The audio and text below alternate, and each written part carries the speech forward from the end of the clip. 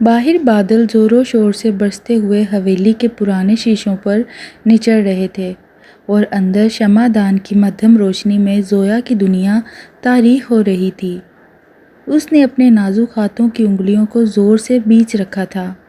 سرخ جوڑے کا وزنی کام اسے اپنے کندھوں پر چٹان کی طرح بھاری محسوس ہو رہا تھا۔ دادا جان، آپ میرا فیصلہ میری مرضی کے بغیر کیسے کر سکتے ہیں؟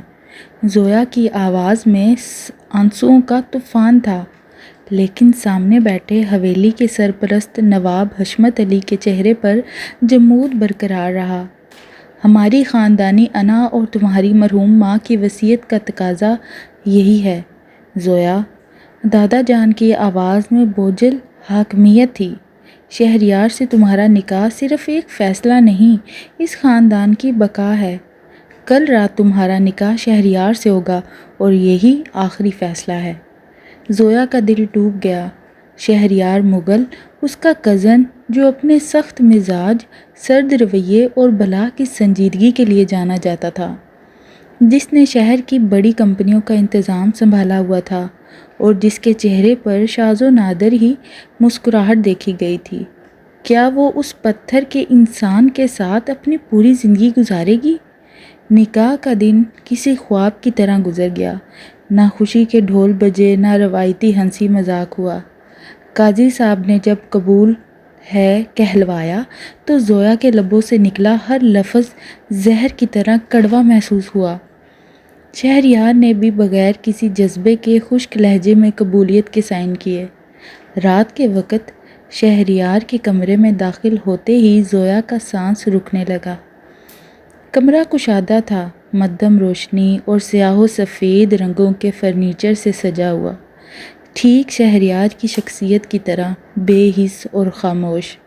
شہریار کھڑکی کے پاس کھڑا باہر بارش کو دیکھ رہا تھا۔ اس نے اپنی شیروانی کا بٹن کھولا اور بنا پیچھے مڑے، یہ شادی میری پسند سے نہیں ہوئی زویا، اس کی گہری اور رعبدار آواز کمرے میں گونجی۔ زویا نے گھبرا کر سر اٹھایا، اس کی آنکھوں میں نمی تھی۔ تو آپ نے منع کیوں نہیں کیا؟ آپ تو طاقتور ہیں، کسی کی بات نہیں مانتے۔ شہریار مڑا، اس کی گہری سیاہ آنکھیں زویا پر جم گئیں۔ کچھ ذمہ داریاں ایسی ہوتی ہیں جنہیں انسان اپنی خوشی پر فوقیت دیتا ہے۔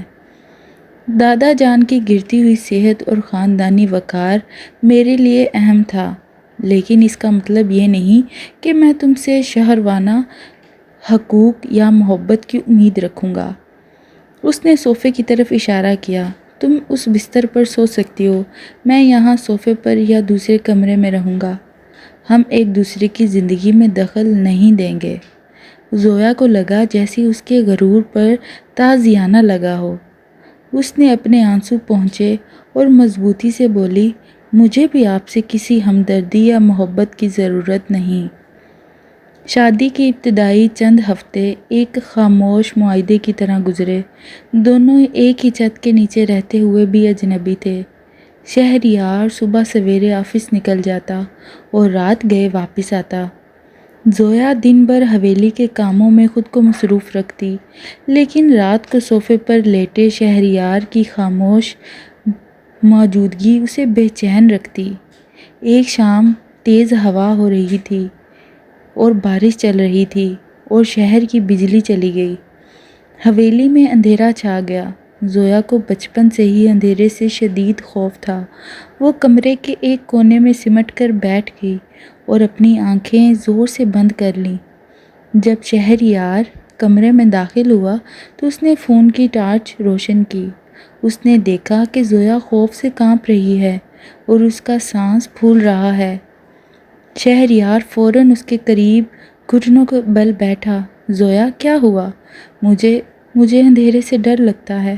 زویا کی آواز کانپ رہی تھی۔ شہریار نے بغیر کچھ سوچے اپنے ٹھنڈے ہاتھ سے اس کا کانپتا ہوا ہاتھ تھام لیا۔ اس کی گرفت میں ایک عجیب سا تحفظ تھا۔ اس نے زویا کو آہستہ سے سہارا دیا اور بستر پر بٹھایا، پھر دراز سے موم بتی نکال کر جلائی۔ میں یہی ہوں، پریشان مت ہو۔ شہریار کے لہجے میں پہلی بار وہ سردی نہیں تھی جو ہمیشہ ہوا کرتی تھی۔ زویا نے حیرت سے اس کے چہرے کی طرف دیکھا۔ موم بتی کی مدھم زرد روشنی میں شہریار کے چہرے کے سخت زاویے نرم دکھائی دے رہے تھے۔ اس لمحے زویا کو لگا کہ شاید اس پتھر کے دل کے پیچھے بھی کوئی انسان بستا ہے۔ اس رات کے بعد دونوں کے درمیان برف پگھلنے لگی۔ اب ان کے درمیان گفتگو مختصر نہیں لیکن نرم ہونے لگی۔ ایک دن شہریار شام کو جلدی گھر آ گیا۔ زویا باورچی خانے میں چائے بنا رہی تھی۔ جب شہریار وہاں آیا، آج میں تمہارے لیے کچھ لایا ہوں۔ شہریار نے ایک خوبصورت گفٹ باکس ٹیبل پر رکھتے ہوئے کہا۔ زویا نے چائے کا کپ رکھتے ہوئے تعجب سے دیکھا۔ یہ کیا ہے؟ کھول کر دیکھو زویا۔ زویا نے جب ڈبہ کھولا تو اس میں ایک نایاب کتابوں کا سیٹ تھا، وہی کتابیں جن کا ذکر اس نے ایک بار دادا جان سے گفتگو کے دوران کیا تھا۔ آپ کو کیسے پتہ چلا کہ مجھے یہ پڑھنا پسند ہے؟ زویا نے دلکش مسکراہٹ کے ساتھ پوچھا۔ یہ پہلی بار تھا جب شہریار نے اسے اتنے دل فریب مسکراتے ہوئے دیکھا تھا۔ شہریار چند سیکنڈ کے لیے گمسم سا ہو گیا اور اسے دیکھتا رہا، پھر سنبھل کر بولا، میں اپنے گھر کے لوگوں کی پسند ناپسند کا خیال رکھتا ہوں۔ شکریہ شہریار۔ زویا کی آواز میں پہلی بار مٹھاس تھی۔ جہاں ان کے درمیان قربتیں بڑھ رہی تھیں، وہیں حسد کے دیو نے بھی اپنے پر پھیلانا شروع کر دیے تھے۔ شہریار کی بزنس پارٹنر اور پرانی دوست عنایت کو یہ بات برداشت نہیں ہو رہی تھی کہ شہریار زویا کی طرف مائل ہو رہا ہے۔ ایک دن جب شہریار آفس نہیں تھا، عنایت حویلی آئی۔ اس نے زویا کے سامنے شہریار اور اپنے ماضی کی ایسی من گھڑت کہانیاں بنائیں کہ زویا کا دل ٹوٹ گیا۔ شہریار صرف دادا جان کی ملکیت اور جائیداد بچانے کے لیے تم سے شادی کی ہے۔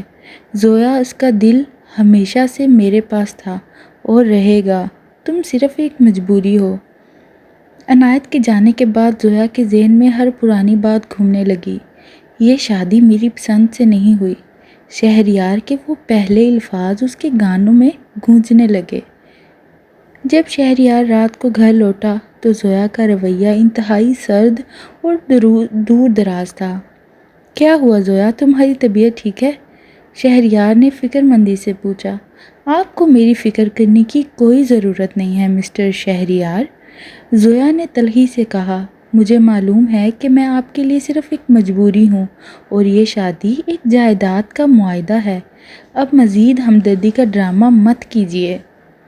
شہریار کا چہرہ سخت ہو گیا۔ تم یہ کیا فضول باتیں کر رہی ہو؟ سچ کہہ رہی ہوں۔ آپ عنایت سے پیار کرتے ہیں نا، تو مجھے اس قید میں کیوں رکھا ہوا ہے؟ زویا کی آنکھوں سے آنسو بہہ نکلے۔ شہریار نے آگے بڑھ کر زویا کے کندھوں کو مضبوطی سے تھاما۔ اس کی آنکھوں میں غصہ اور درد یکساں تھا۔ تم نے یہ کیسے سوچ لیا؟ میں نے آج تک اپنے اصولوں اور دل سے کبھی سمجھوتا نہیں کیا۔ اگر میں نے شادی کی ہے تو یہ صرف مجبوری نہیں تھی۔ شروعات میں شاید ہو، لیکن اب نہیں۔ تو پھر کیا ہے؟ زویا نے تڑپ کر پوچھا۔ یہ ہے، شہریار کا سانس پھول رہا تھا، یہ کہ میں تمہاری پرواہ کرنے لگا ہوں۔ مجھے تمہاری ہنسی، تمہاری موجودگی اور تمہاری فکر ہونے لگی ہے۔ عنایت صرف ایک بزنس پارٹنر ہے اور کچھ نہیں۔ زویا حیرت سے اسے دیکھتی رہ گئی۔ شہریار نے گہرا سانس لیا اور اپنے ہاتھ اس کے کندھوں سے ہٹا لیے۔ اگر تم ابھی بھی مجھ پر بھروسہ نہیں کر سکتی تو میں تمہیں آزاد کرنے کے لیے تیار ہوں۔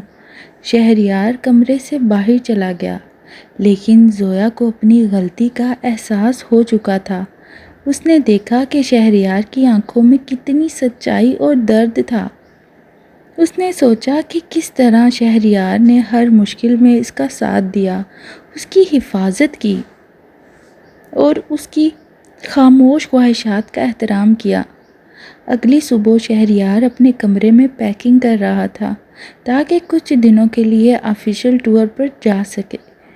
زویا آہستہ سے کمرے میں داخل ہوئی۔ اس نے شہریار کے ہاتھ سے سوٹ کیس کا ہینڈل پکڑ لیا۔ شہریار نے چونک کر اوپر دیکھا۔ کیا کر رہی ہو زویا؟ آپ کہیں نہیں جا رہے؟ زویا نے نرمی اور عزم سے کہا۔ کیوں؟ تم تو مجھ سے نجات چاہتی تھی نا؟ زویا نے نفی میں سر ہلایا۔ اس کی آنکھوں میں پچھتاوے کے ساتھ ایک نیا جذبہ تھا۔ میں غلط تھی شہریار، میں نے دوسروں کی باتوں میں آ کر آپ کی نیت پر شک کیا۔ جس شادی کو میں زبردستی کی زنجیر سمجھتی تھی وہ میری زندگی کا سب سے خوبصورت تحفہ بن چکی ہے۔ شہریار ساکت ہو گیا۔ تم کیا کہہ رہی ہو؟ زویا نے ایک قدم آگے بڑھایا اور شہریار کا ہاتھ اپنے دونوں ہاتھوں میں لے لیا۔ میں کہہ رہی ہوں کہ مجھے اس بندھن سے اب کوئی شکایت نہیں۔ میں آپ کے ساتھ اپنی زندگی کے ہر صبح اور ہر شام بتانا چاہتی ہوں۔ شہریار کے چہرے پر ایک دل فریب اور سچی مسکراہٹ ابھری، وہی مسکراہٹ جو زویا نے پہلے کبھی نہیں دیکھی تھی۔ اس نے زویا کے ہاتھ کو مضبوطی سے تھام لیا۔ تو پھر یہ زبردستی کا رشتہ اب دل کے رشتے میں بدل چکا ہے؟ شہریار نے محبت بھری نظروں سے پوچھا۔ ہاں بالکل، زویا نے مسکرا کر سر جھکا دیا۔ باہر بارش تھم چکی تھی اور سورج کی کرنیں کھڑکی سے اندر آ کر ان دونوں پر پڑ رہی تھیں، جو اس بات کی گواہی دے رہی تھیں کہ تقدیر کا یہ ناخوشگوار فیصلہ اب ان کی زندگی کا سب سے خوبصورت حقیقت بن چکا تھا۔